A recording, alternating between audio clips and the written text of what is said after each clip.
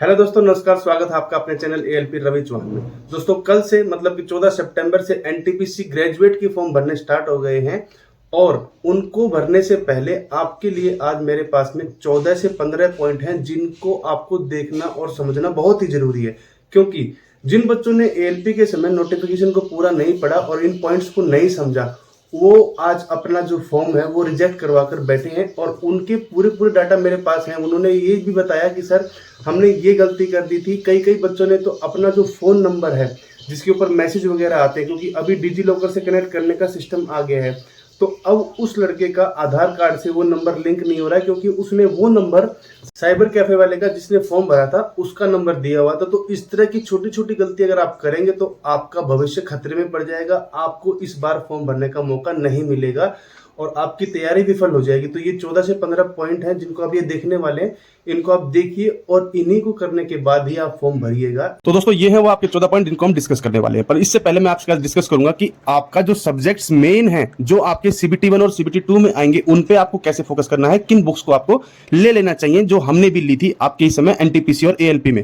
तो देखिए, सबसे पहले जीके और जीएस की बात कर लो, जो कि एक मेन रोल अदा करता है सीबीटी 1 में भी और सीबीटी 2 में भी। 40 मार्क्स और 50 मार्क्स का आता है। इसके लिए मैं आपको बोल सकता हूं कि आप ये दो बुक ले सकते हैं। पहले आप चाहे कोई भी ले, 27,000 प्लस की एक खान सर की बुक है, ये ले सकते हैं, या फिर आपको ये 3790 प्लस की ऑब्जेक्टिव क्वेश्चन वाली बुक भी ले सकते हैं। इनसे जो हमने मैथ का यूज किया था वो है 10,000 प्लस, अभी थोड़ा और मॉडिफाई आया है, तो 10,000 प्लस लेटेस्ट वर्जन है। इससे आप लेके बिल्कुल ही जो बच्चे बिगनर हैं उनके लिए तो ये रामबाण साबित होने वाला है, क्योंकि दोस्तों आपके पास इसमें topic wise, chapter wise question दिए हुए हैं। आप अपने लेवल से वहां से स्टार्ट कर सकते हैं और अपने जिस टॉपिक में, जिस चैप्टर में आपको कमजोरी लगती है, वहां से अपने आप को मजबूत कर सकते हैं। अब बात करते हैं जो बच्चे एडवांस्ड हैं, जिन्होंने ये चीज कर ली है, वो क्या कर सकते हैं। तो उनके लिए 129 प्रैक्टिस सेट और प्रीवियस ईयर सेट्स की ये दो किताबें हैं। इनको लेके आप अपने आप को और ज्यादा एडवांस से प्रो लेवल एडवांस तक जा सकते हो। बात करते हैं रीजनिंग की, तो रीजनिंग के लिए भी यही आपका 8700 8750 की ये बुक है। इसको आप लेके अपने आप को तैयार कर सकते हो। पर मात्र किताबों से नहीं होगा, पढ़ना आपको पड़ेगा, मेहनत आपको करनी पड़ेगी, कंपटीशन बहुत ज्यादा है। सबसे पहला पॉइंट लेते हैं इसके अंदर कि आपको क्या करना है। जो बच्चे मेरे भाई कैंडिडेट्स जिनका फाइनल रिजल्ट, जो आपकी क्लोजिंग डेट है फॉर्म की 13/10/24, इससे पहले अगर आपका रिजल्ट अनाउंस हो जाता है तो आप अपने फॉर्म को भर सकते हो। पर इसके बाद में अगर आपका रिजल्ट अनाउंस हो रहा है या वेटिंग में रिजल्ट है तो आप फॉर्म को फिलहाल नहीं भर पाओगे। सेकंड पॉइंट जो कि बहुत ही इंपॉर्टेंट है, जिसमें एएलपी के बच्चों ने बहुत सारी गलती की है दोस्तों, अब उसको फेस कर रहे हैं। आपको फॉर्म भरते समय अपना जो पर्सनल नंबर है वही देना है, एक्टिव रखना है, उसमें वैलिडिटी का रिचार्ज कराते रहना है जब तक सिलेक्शन ना हो जाता। दूसरा, ईमेल आईडी जो आपकी रजिस्टर्ड है और एक्टिव आईडी है वही देनी है। बिल्कुल भी गलती ना करें, किसी और का ना दे, आपकी नहीं है बना लो, ठीक है। अब बात है सिलेक्शन ऑफ आरआरबी। आपको आरआरबी का सिलेक्शन करना है, कहां से करना है, कैसे करना है, उसके लिए हम बिल्कुल वीडियो बनाने वाले हैं, चिंता मत करें।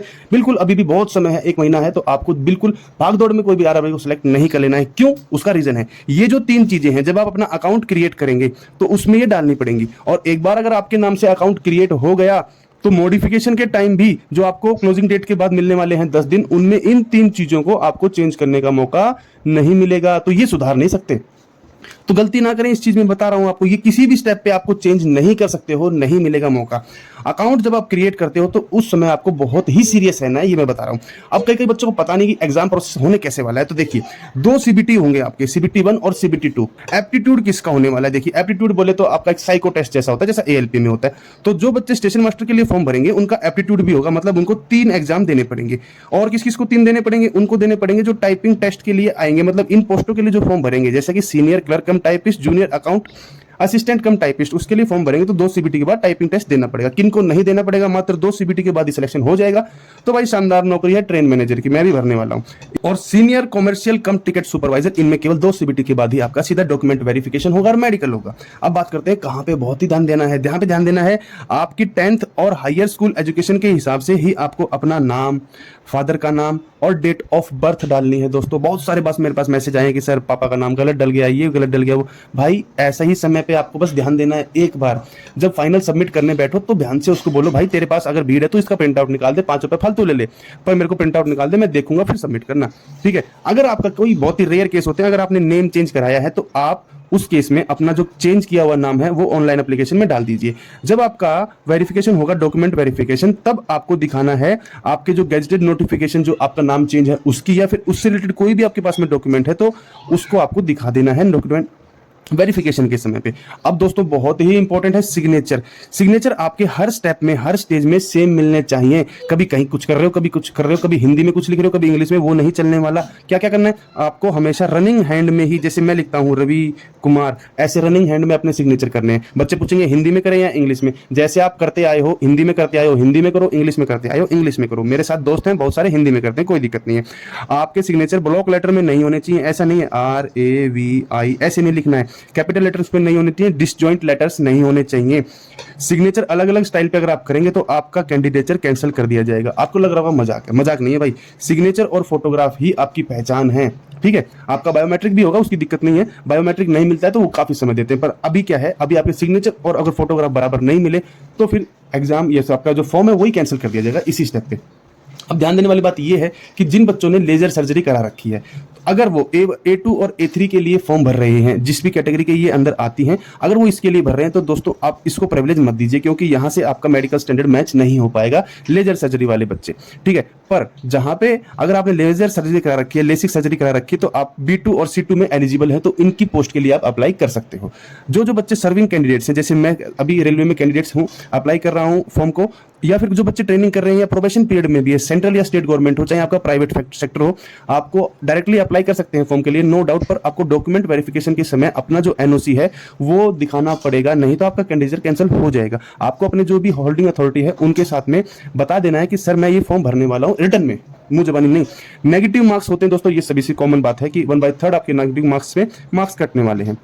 इसमें बहुत इंपॉर्टेंट बात यहाँ पे ये दी गई है कि कैंडिडेट्स जो बुलाए जाएंगे डॉक्यूमेंट वेरिफिकेशन के लिए, वो नंबर ऑफ इक्वल वैकेंसीज के बराबर होंगे। मतलब वेटिंग जो है वो शायद ना हो, वेटिंग लिस्ट ना बने, तो आपको ऐसी तैयारी करनी है, ऐसी तैयारी करनी है कि आप बराबर नंबर ऑफ वैकेंसीज में घुस जाएं। अपने सभी डॉक्यूमेंट्स आपको फॉर्म भरने से पहले ही डिजिटली फॉर्म में कन्वर्ट करके रखने हैं, ठीक है। ऐसा नहीं कि आप फॉर्म भर रहे हो और वहीं पे आपको बता दो कि सर मेरे पास तो ये डॉक्यूमेंट नहीं है। उस समय आपके डॉक्यूमेंट नहीं रहेंगे तो फिर वो क्या करेगा, फोन वाला, फॉर्म भरने वाला, कि आपका फोन से फोटो खींचेगा और डाल देगा। उसको क्या है, फॉर्म भरना है ना, और आप सोचोगे फॉर्म भरा गया, पर आपकी जो फॉर्म है वो अच्छे से नहीं भरा गया, कैंसिल हो सकता है। अब बात करते हैं मेन, फोटोग्राफ और सिग्नेचर किस किस फॉर्मेट में होने चाहिए। देखिए JPEG इमेज होनी चाहिए, है ना, ज्वाइंट फोटोग्राफ इमेज होती है, इसको बोलते हैं। वो स्कैन की होनी चाहिए 12 DPI रिजोल्यूशन में। मतलब आपको खुद अपने कैमरा से, सेल्फी कैमरा से, आपके पास में जो भी है उससे नहीं करना है, आपको पर्टिकुलर फोटोग्राफ खिंचवाना है। याद रखिए 10, 15, 20 रुपए लगाने हैं। सिग्नेचर, अच्छा फोटोग्राफ की और भी बातें हैं, कहां से इनवैलिड हो जाता है, कौन कौन सी फोटो और कैसा होना चाहिए। आपका जो कलर्ड पासपोर्ट साइज फोटोग्राफ होना चाहिए, बच्चों को समझ में आता है कि हाँ कलर्ड होना चाहिए, पीछे व्हाइट बैकग्राउंड हो या कोई आपका लाइट कलर बैकग्राउंड हो, वो भी चल सकता है। बच्चे क्या करते हैं, ठीक है सर हमने व्हाइट बैकग्राउंड रख लिया और काला कोट पहन के खड़े हो जाते हैं, तो वो कैसा होगा, ब्लैक एंड व्हाइट हो जाता है। तो फिर वो बोलते हैं कि ब्लैक एंड व्हाइट आपका इनवैलिड है, इनवैलिड फोटो में आ जाएगा। आप बोलोगे सर नहीं मैंने तो कलर खिंचवाया था, भाई कलर्ड है पर ब्लैक और व्हाइट है ना, ऐसे नहीं चलता। आपका जो साइज है, जो डायमेंशन होनी चाहिए फोटो की, वो होनी चाहिए 35 mm से 45 mm। फोटो आपका मोबाइल से नहीं होना चाहिए, आपको कोई कैप वगैरह या सन ग्लासेस वगैरह या गॉगल्स वगैरह लगा के नहीं रखने, नहीं तो आपका फोटो कैंसिल हो जाएगा, फॉर्म कैंसिल हो जाएगा। फेस जो आपका फोटो के अंदर आना चाहिए, मान लीजिए इतना फोटोग्राफ है तो कम से कम आपका 50% में आपका फेस ही आना चाहिए ताकि रिकॉग्नाइज हो। फेस पे किसी प्रकार से हेयर से, जैसे आपका फोरहेड है तो फोरहेड आपका हेयर से कवर नहीं होना चाहिए, किसी कपड़े से या किसी शैडो से, कोई आपकी शैडो वगैरह आ रही है उससे कवर नहीं होना चाहिए। आपके जितने भी फोरहेड है, जितने क्या एक ही है, फोरहेड है, आईज है, नोज है और चिन है, ये बिल्कुल क्लियरली विजिबल होने चाहिए। स्मॉल साइज का फोटो नहीं होना चाहिए, बिल्कुल फोटो खड़ा होकर जैसे शादी में देते हैं वैसा भी नहीं देना है आपको। आपको एक साइड पे एक तरफा नहीं देखना है कि भाई ये पे कान दोनों दिखने चाहिए, समझ लो कि आप, है ना, एक साइड का फेस आप दिखाएंगे वन साइडेड तो वो भी फोटो क्लियर नहीं आएगा, काट दिया जाएगा। ग्रुप फोटो वो आपको बताइए, ऐसा कोई नहीं करता, ग्रुप फोटो नहीं देता है। अब बात कर लेते हैं सिग्नेचर की। उससे पहले मैं बता दूं कि आपको 12 कॉपी अपने पास रखनी है यही, और लेटेस्ट फोटो डालना है दोस्तों, ध्यान रखिएगा। सिग्नेचर का जो साइज है वो आपका 50 mm से 20 mm के बीच में होना चाहिए। मतलब डायमेंशन जो है, और पिक्सल्स में अगर देखें तो 160 से 140 से 160 पिक्सल्स आपकी होनी चाहिए। और आपका जो पहले बता चुका हूँ, रनिंग लेटर्स में होना चाहिए, ब्लॉक लेटर्स में नहीं हो। JPEG या JPG फॉर्मेट में हो। साइज आपका 10 KB, KM लिख दिया, 10 KB से 40 KB के बीच में हो सकता है, ठीक है। अब बात करते हैं कौन कौन से डॉक्यूमेंट्स आपको तैयार कर लेने हैं, या डॉक्यूमेंट्स जो DV में लगेंगे, डॉक्यूमेंट वेरिफिकेशन में इस दौरान लगते हैं। आपको रखना है दोस्तों 10th को, आपको रखना है 10+2 को, आपको रखना है DV को। आपका जो भी OBC नॉन क्रीमी लेयर के अंदर आ रहे हैं तो 1 साल से पुराना नहीं होना चाहिए। जब भी आप डॉक्यूमेंट वेरिफिकेशन कराने जाएंगे तो वो 1 साल से पुराना पुराना नहीं होना चाहिए, द डेट ऑफ डीवी से, ठीक है। और अब भी आप जब फॉर्म भरेंगे तो उसमें भी 1 साल से पुराना ना हो। SC/ST का चल जाता है क्योंकि ये ओबीसी में आप कभी नॉन क्रीमी लेयर से बाहर आ जाते हैं, कभी नॉन क्रीमी लेयर में चले जाते हैं, तो ये 1 साल से पुराना नहीं होना चाहिए, और ये भी ज्यादा पुराना ना हो तो चल जाता है, पर वैसे चल जाता है। इनकम सर्टिफिकेट आपको दिखाना पड़ेगा अगर आप दिखा रहे हैं कि हमें फीस के अंदर एग्जामिनेशन जो फीस है उसमें कंसेशन चाहिए। जो एम्प्लॉइज हैं सर्विंग में हैं और फॉर्म भरना चाहते हैं तो उनको डॉक्यूमेंट वेरिफिकेशन के समय एनओसी आपकी देनी पड़ेगी। सबसे इंपॉर्टेंट भाई इंपॉर्टेंट बात है ध्यान देने वाली कि आरआरबी को बिल्कुल ध्यान लगा के समझना है कि मुझे कहां से चूज करना है। नेक्स्ट वीडियो बनाने वाला हूं, आप बिल्कुल भी चिंता मत कीजिएगा, आप बस कमेंट कीजिए कि सर मेरा ये स्कोर आ रहा है, मैं ये कैटेगरी से हूं और मैं कहां से भरूं, बस आप कमेंट कीजिए। और वीडियो कैसी लगी है, वीडियो को लाइक करना मत भूलिए भाई। पहली बार चैनल पे आए हैं, एनटीपीसी का फॉर्म भरना चाहते हैं तो हम आपके साथ डिस्कस करने वाले हैं, बहुत सी बातें लाएंगे। बच्चों को जिन्होंने एनटीपीसी क्लियर किया हुआ है उनके साथ बात करेंगे, कैसे किया कैसे नहीं किया, क्या क्या प्रिपरेशन करनी चाहिए कैसे करनी चाहिए, प्रीवियस ईयर क्वेश्चन आपके साथ में डिस्कस करेंगे। एक व्हाट्सएप ग्रुप प्रॉपर एनटीपीसी का मैंने बनाया हुआ है, अगर आप चाहते हो तो वहां पे ज्वाइन हो सकते हो। आपके साथ में किताबें शेयर की जाएंगी, नोट्स शेयर किए जाएंगे, प्रीवियस ईयर पेपर कवर किए जाएंगे, डिस्कस किया जाएगा, मोटिवेट किया जाएगा और गाइड किया जाएगा, और जब तक सिलेक्शन नहीं हो जाता तब तक आपके साथ रहा जाएगा।